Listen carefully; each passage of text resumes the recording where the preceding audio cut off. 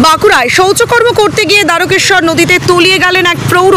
শহরের সিমিটারি রোডের বাসিন্দা 65 বছরের সুব্রত বন্দ্যোপাধ্যায় বৃহস্পতিবার সকালে পাটপুর যাওয়ার হাউস মোড় সংলগ্ন ঘাটে যান। তারপর আর বাড়ি ফেরেননি।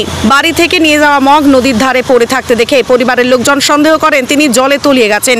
খবর দেওয়া হয় বাঁকুড়ার সদর থানায়। বিপর্যয় মোকাবিলা দপ্তর নদীতে তল্লাশি শুরু করে, তবে প্রায় 24 ঘন্টা পরও তার সন্ধান মেলেনি।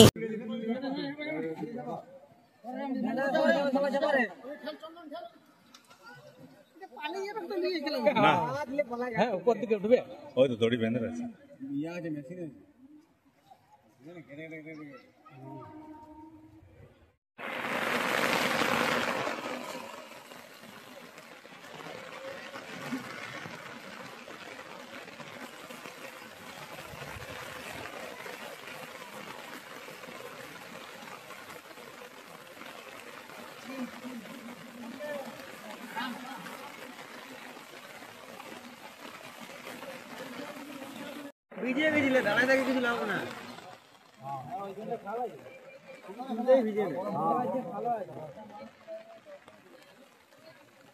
ওখানে ঘাটতে করা আছে, তারপরে খালা আছে।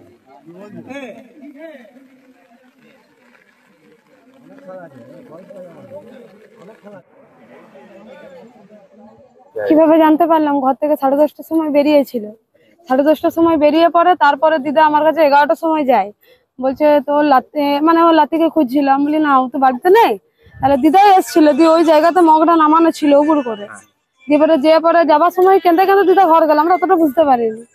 তারপরে বুঝতে পারলাম যে নদীতে হয়তো নেমেছিল, পায়খানা এসেছিল। হ্যাঁ, দিয়ে তারপর তার তো খুঁজে পাওয়া যাচ্ছে না, ডুবে গেছে। হ্যাঁ, পুলিশ এসেছিল। হ্যাঁ, ডুবুরি এরা এসছে, সবাই তো খুঁজে তো হচ্ছে এখন। হ্যাঁ, জল তো আছে, জলটা তো আরো বেড়ে গেল। যেখানে মগটা ছিল সেখানে তো জলটা তো আরো বেড়ে গেছে। আর কি?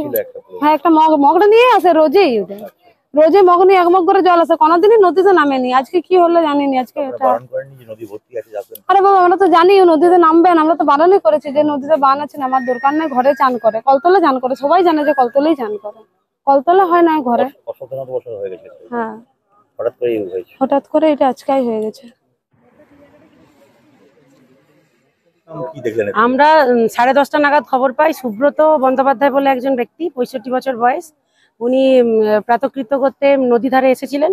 তো সেখানে আসা 3 ঘন্টা 3.5 ঘন্টা হয়ে যাওয়ার পরও তাকে খুঁজে পাওয়া যায়নি। দিয়ে বাড়ির লোকজন আমার কাছে গিয়েছিল, তখন এসেছিল ডুবুরিরা এসেছিলেন, সিভিল ডিফেন্সরা এসেছিলেন, পুলিশ এসেছিলেন, সবাই এসে দেখলেন, কিন্তু এখনো পর্যন্ত তল্লাশি চলছে, খুঁজে পাওয়া যায়নি এখনো।